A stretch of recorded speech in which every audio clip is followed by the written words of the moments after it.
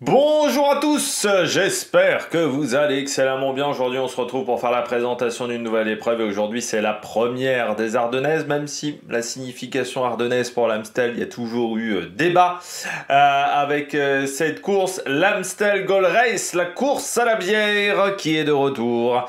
Cette édition, première édition avec l'aide de Flanders Classic, avec l'organisateur du Tour des Flandres.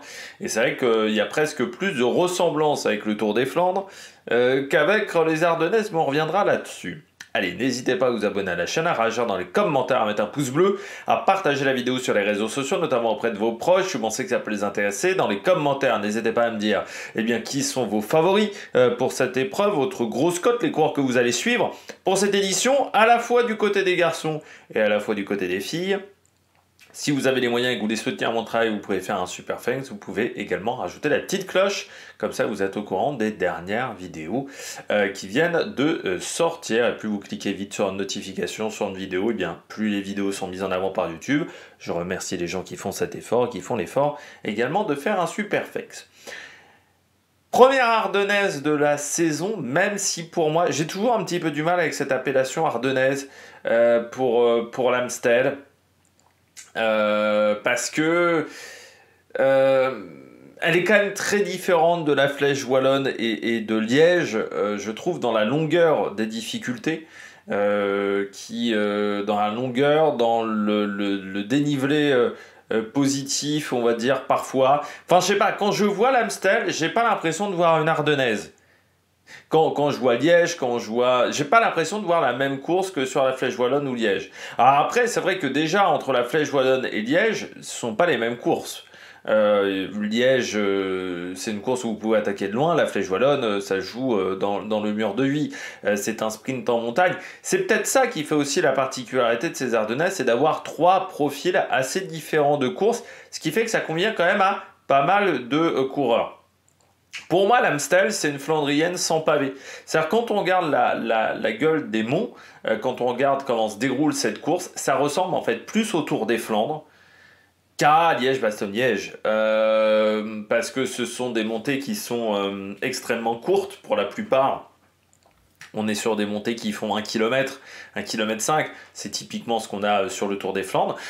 Sur des routes qui sont très étroites, beaucoup de changements de direction, on peut se perdre dans l'Amstel comme au Tour des Flandres. C'est deux courses où vous pouvez vous perdre vraiment, ou de plus savoir où vous en êtes, parce que vous repassez plusieurs fois aux mêmes endroits, pas toujours dans le même sens, donc c'est très compliqué.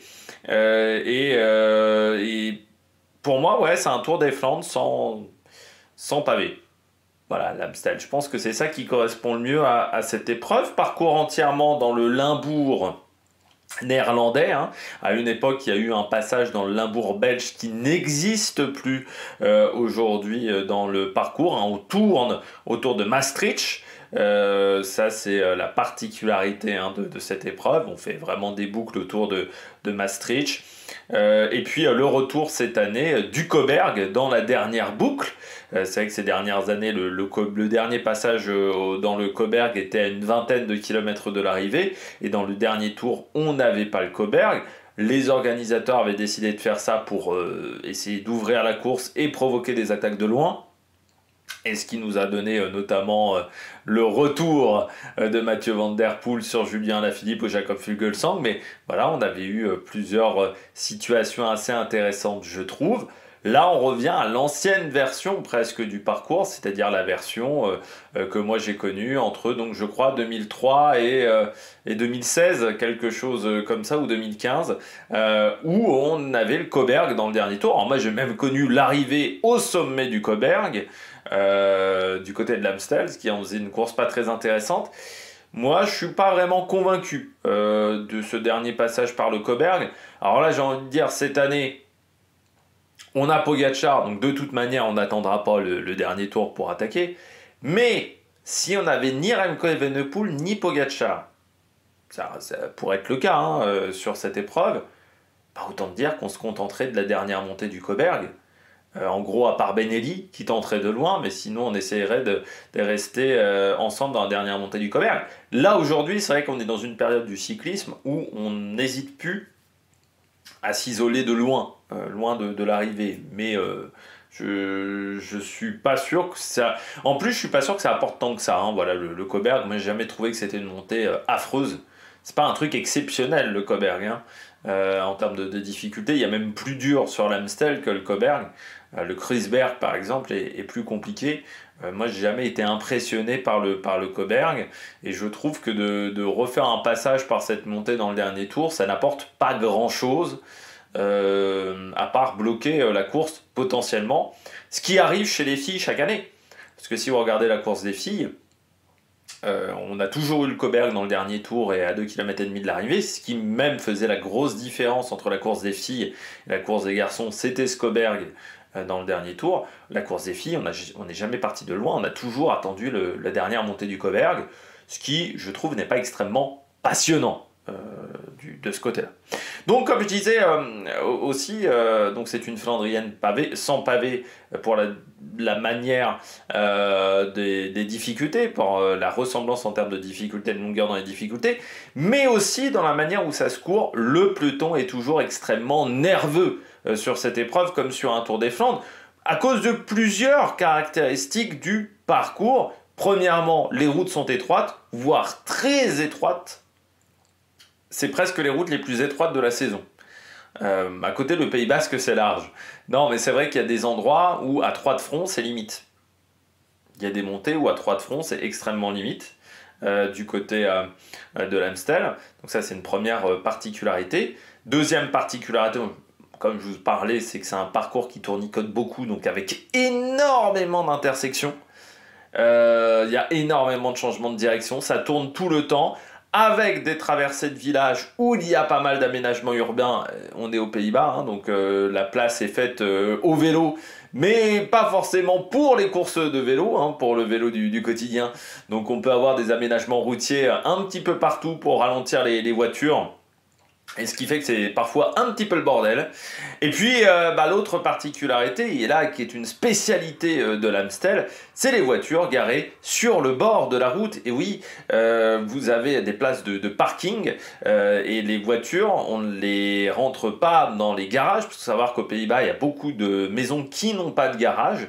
Et donc, on les laisse devant chez soi. Sauf que ça réduit énormément la taille de la route, hein, potentiellement. Et très régulièrement, je dirais qu'à chaque édition de l'Amstel, on a des coureurs qui se sont fait des clavicules parce qu'ils sont rentrés dans des voitures sur le bord de la route à la sortie d'un virage, voilà, un changement d'intersection. Donc ça fait aussi partie de la dangerosité de cette course parce que c'est une course qui est dangereuse. Voilà, l'Amstel. Pour moi, le danger sur l'Amstel est presque plus important que sur un Tour des Flandres. C'est du danger comme sur Paris-Roubaix. C'est une course où on peut se blesser. La saison peut s'arrêter, peut-être pas, mais on peut perdre 6 semaines de sa saison sur une clavicule sur cette épreuve. Et comme on est quand même mi-avril, 6 semaines, ça nous emmène en juin, ça nous emmène quasiment à la préparation du Tour de France. Donc ça peut avoir un impact très, très important. On se souvient notamment quand Pogačar était tombé sur Liège, Bastogne-Liège. Mais il faut toujours se méfier. Voilà, sur cette épreuve, c'est un parcours qui peut être très, très dangereux. Donc il faut faire attention, il faut savoir se placer dans un peloton. Il faut savoir frotter, il faut savoir se faire sa place. Donc voilà, c'est une course qui est très intéressante, l'Amstel. Ça pourrait être le 6e monument, l'Amstel. Il lui manque un truc à l'Amstel pour être un monument. Je dis toujours, on a le kilométrage, enfin la longueur, je dis toujours 6 heures. L'Amstel, c'est 6 heures, hein, 260 km quasiment. Donc c'est quasiment autant que Paris-Roubaix. Donc avec les difficultés, on est même plutôt sur du 6h15, entre 6h15 et 6h30 de course. C'est un objectif pour certains coureurs, l'Amstel. Donc c'est une course qui a une renommée, une réputation. On a une liste de départ qui est toujours très intéressante. Ok, d'accord. Par contre, il manque un lieu iconique. Je le dis toujours, mais chaque monument a un lieu iconique. Un lieu qu'on retient, qui impressionne, qui émerveille. L'Amstel, ça a toujours été le problème de cette course. C'est une course qui manque d'identité déjà parce que elle a eu beaucoup de changements de parcours. Ça fait que depuis une vingtaine d'années que le parcours est à peu près fixe. Sinon, parfois la course arrivait sur le plat. On a eu des vainqueurs chez les sprinters, par exemple, du côté de l'Amstel. Et pour moi, il manque vraiment un lieu iconique. Le Cauberg, c'est pas iconique, ça impressionne pas le Cauberg. C'est pas le mur de vie. C'est pas voilà. Alors je comprends pas cette idée même de vouloir mettre le Cauberg à la fin à chaque fois.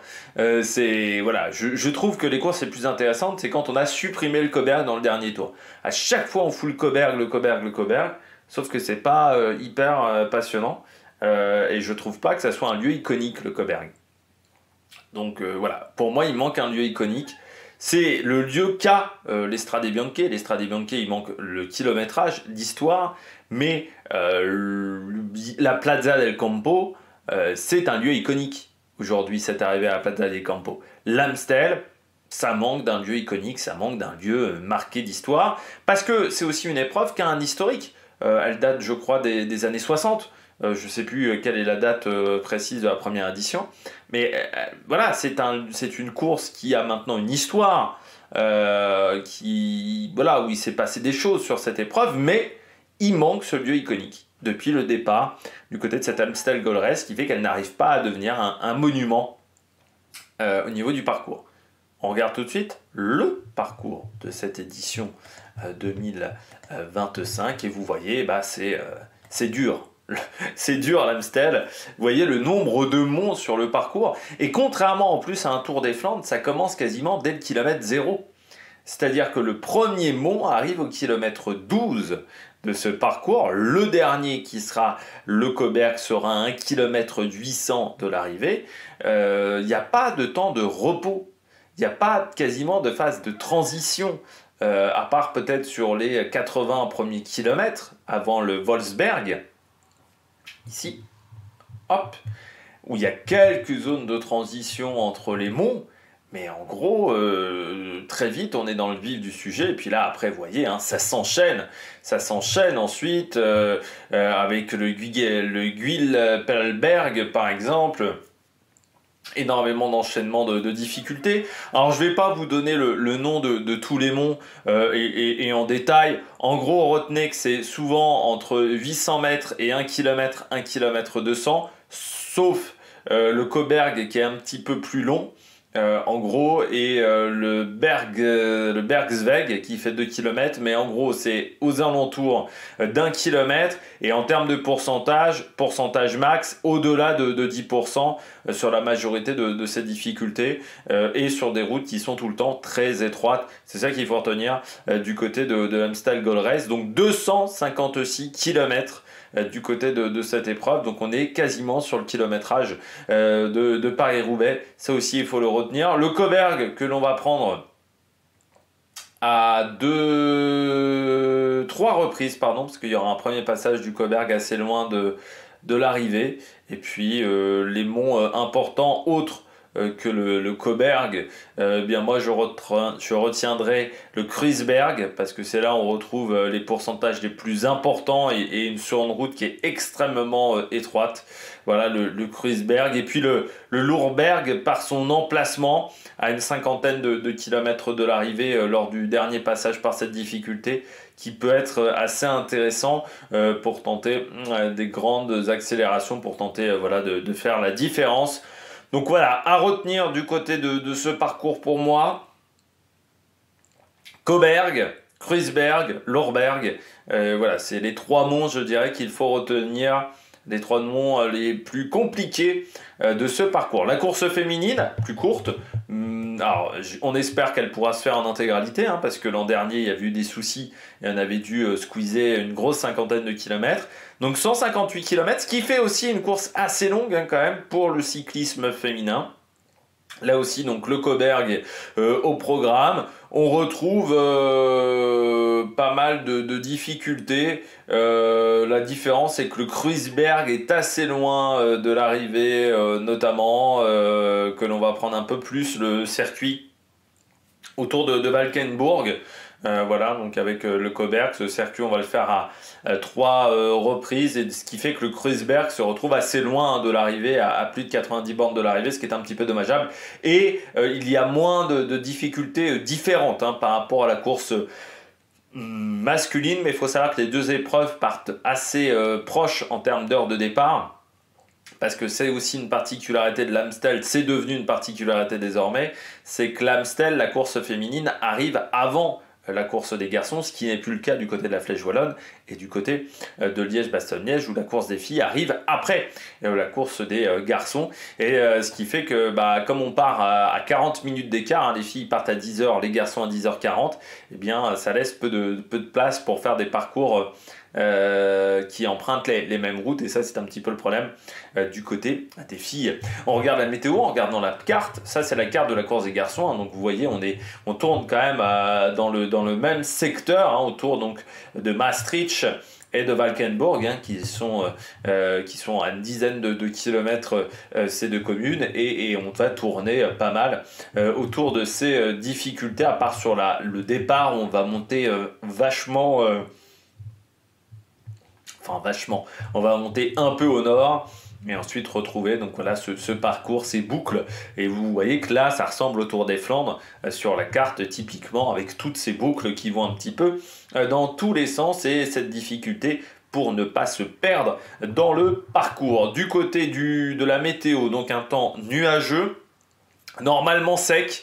Si on a des averses, ce seront des averses extrêmement réduites, donc la chaussée devrait être plutôt sèche du côté de parcours, ce qui est plutôt une bonne nouvelle, parce qu'une Amstel sur le mouillé, c'est quelque chose d'assez tendu. Par contre, on aura un ciel qui sera très nuageux, se méfier peut-être en matinée de légers brouillards, parce qu'on sait que c'est un coin où on peut avoir pas mal de brouillard, donc ce qui peut gêner la visibilité. Et puis au niveau des températures, on est entre 12 et 14 degrés, avec, il faut également signaler un vent de nord entre 15 et 30 km/h, qui ne devrait pas créer de cassure, mais sur les quelques monts pavés, faut savoir qu'aux Pays-Bas, il y a très peu de bosses. Donc, c'est-à-dire que très vite on est exposé plein vent, on est très peu protégé, on peut se retrouver un petit peu en difficulté avec ce vent, donc il faudra faire attention,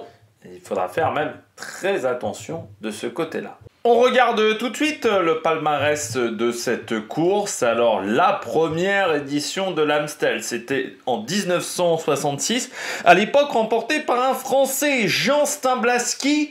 La course était quand même différente, 310 km, ça avait même été un gros problème d'organisation, parce qu'il avait fallu fermer des canaux, enfin voilà, ça avait été très compliqué d'organiser une course, et on disait même à une époque que c'était impossible d'organiser une course aux Pays-Bas, à cause de ces canaux, que c'était un problème.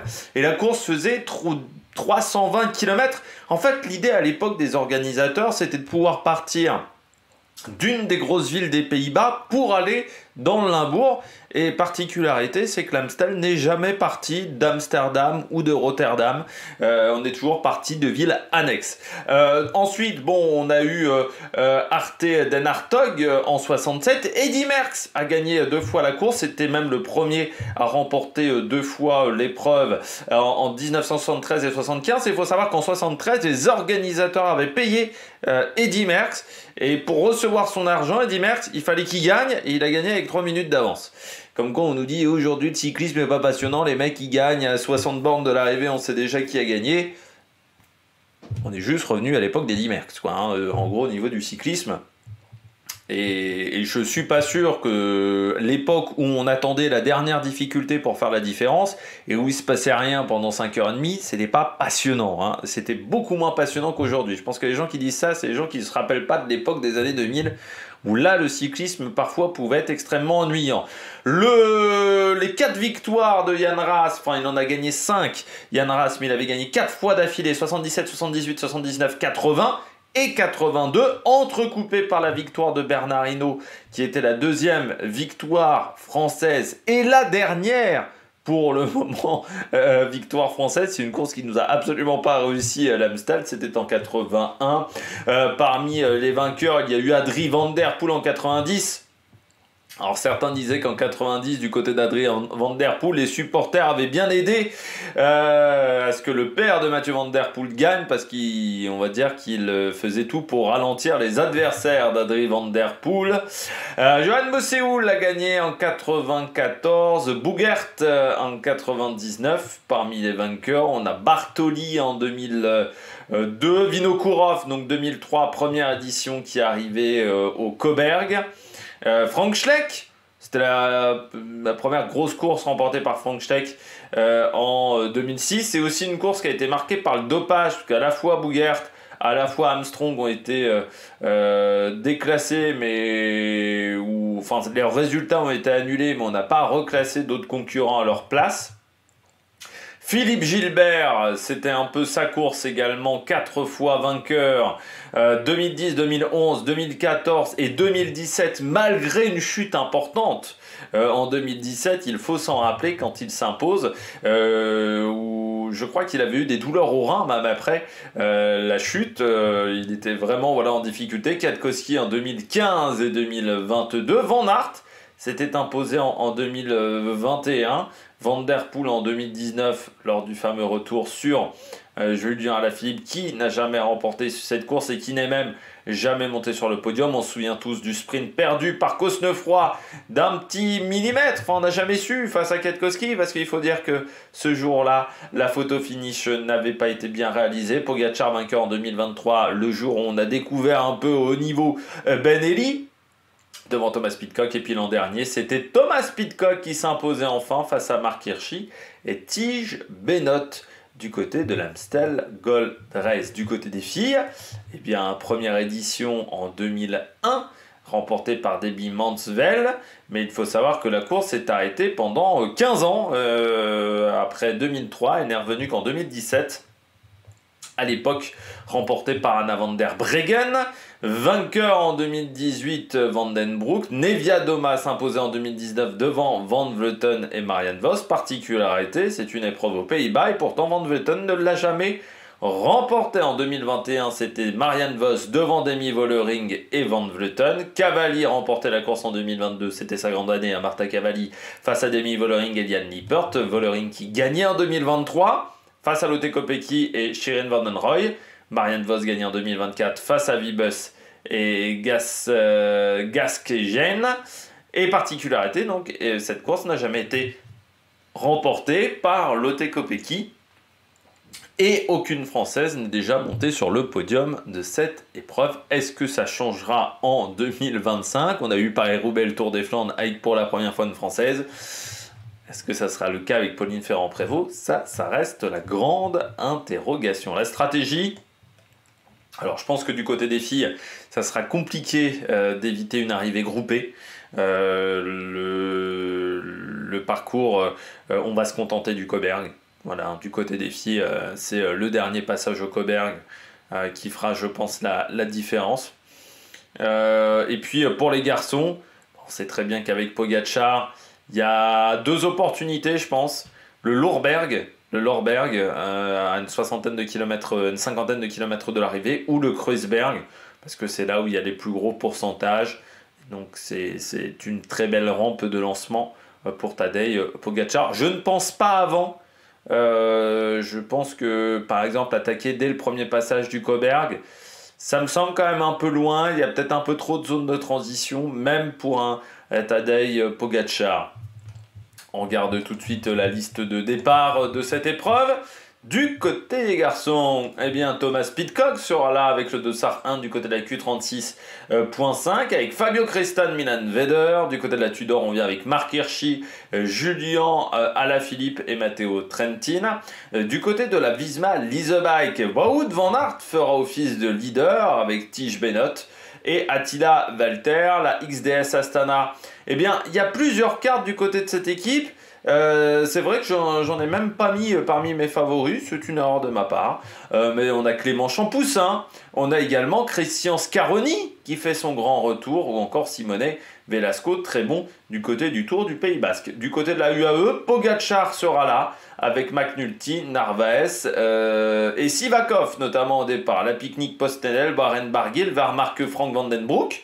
C'est vrai que là aussi, on a quelques cartes intéressantes. Enzo. La Enzo également du côté de cette formation. La F. Jayco Alula. Michael Matthews au départ avec Alan Netherly. Ou encore Mauro Schmidt. Du côté de la Soudal Quickstep, Remco Evenepoel avec Ilan van Wilder. Et encore Mauri van Sevenant, 4e l'an dernier sur cette course. Et n'oublions pas Maximilian Charman également, qui a fait un bon tour du Pays Basque. La Red Bull Borans Grohe, Maxime Van Gils, Roger Adria ou encore Finn Fischer-Black. La Movistar avec Guerrero, avec Michel Esman ou encore Tesfation, la Lidl Trek Thibaut Nice. Avec Badgely, Skelmose également au départ de cette course. Intermarché vient avec Louis Barré ou encore Alexander Kamp, Lorenzo Rota également au départ. Ineos Grenadiers sera au départ avec Tobias Foss, avec Angelotti, Axel Laurence ou encore Magnus Sheffield du côté de la Groupama FDJ, Valentin Madouas avec Romain Grégoire au départ ou encore Quentin Paché.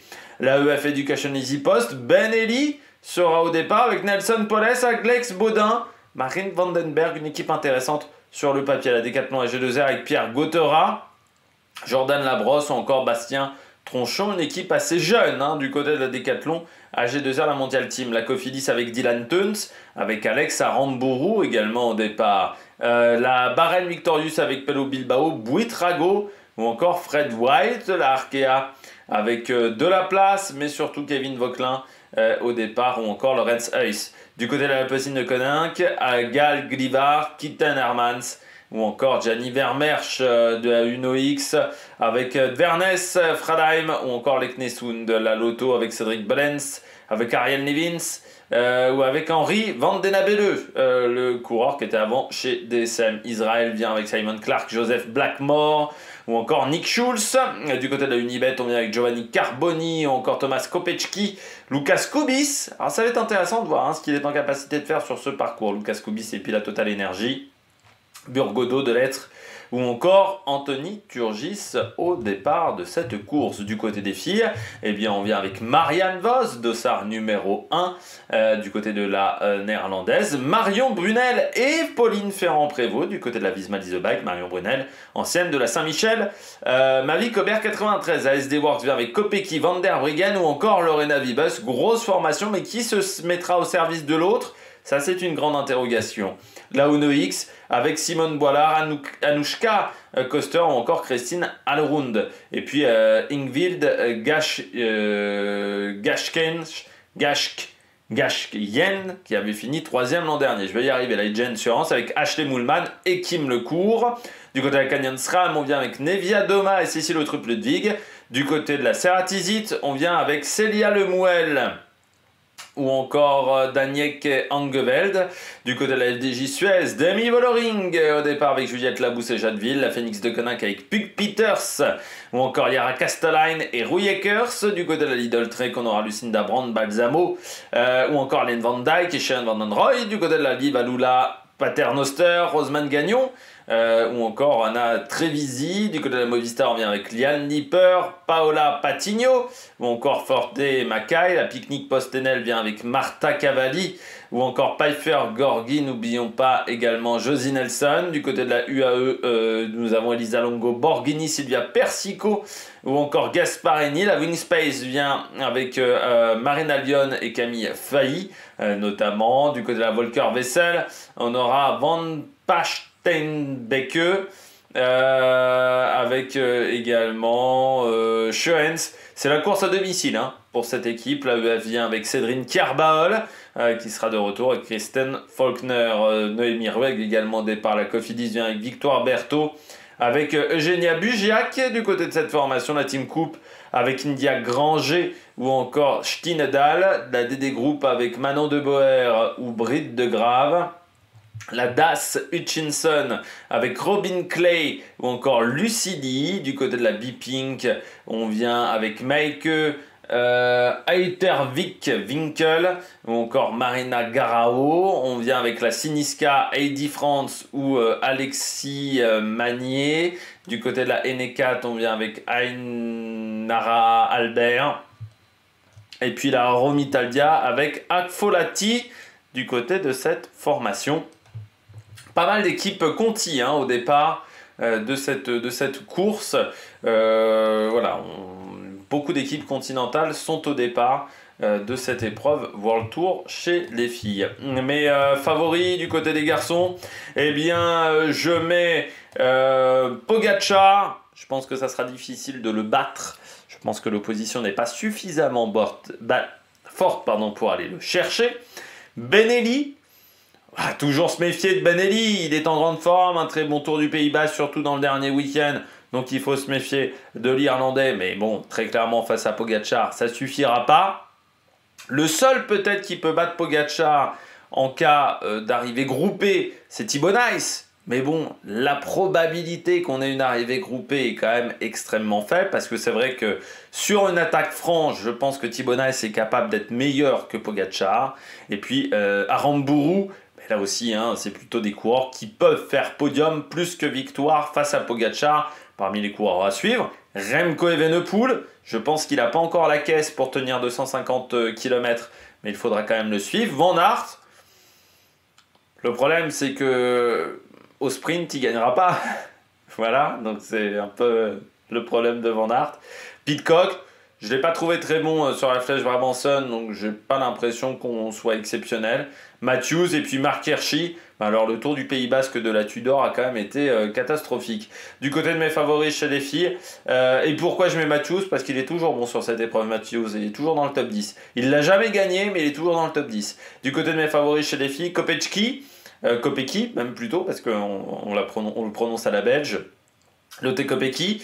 L'interrogation, c'est de savoir comment on va jouer le coup avec Van der Breggen et avec Wiebes, parce que souvent Kopecky, elle se met quand même au service de Wiebes. Donc ça, c'est quand même l'interrogation, mais je pense que ça roulera peut-être trop vite dans le Cauberg pour Wiebes, vu les noms au départ sur cette course. Et là, cette année, il n'y a pas seulement 99 km. Normalement, on devrait en avoir 160. Je mets Marianne Vos. Je pense qu'elle monte en puissance. Marianne Vos, je la trouve de mieux en mieux.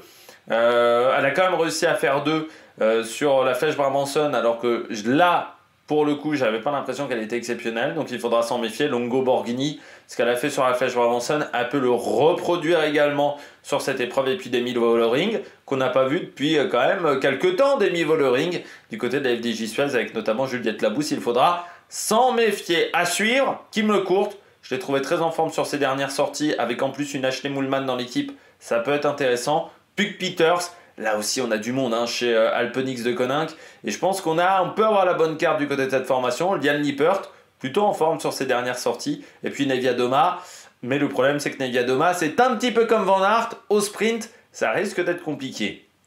Du côté des horaires, je pensais jamais dire cette phrase, c'est comme Van Aert en citant Neviadoma. C'est pour vous dire que c'est quand même triste du côté de Van Aert sur le sprint.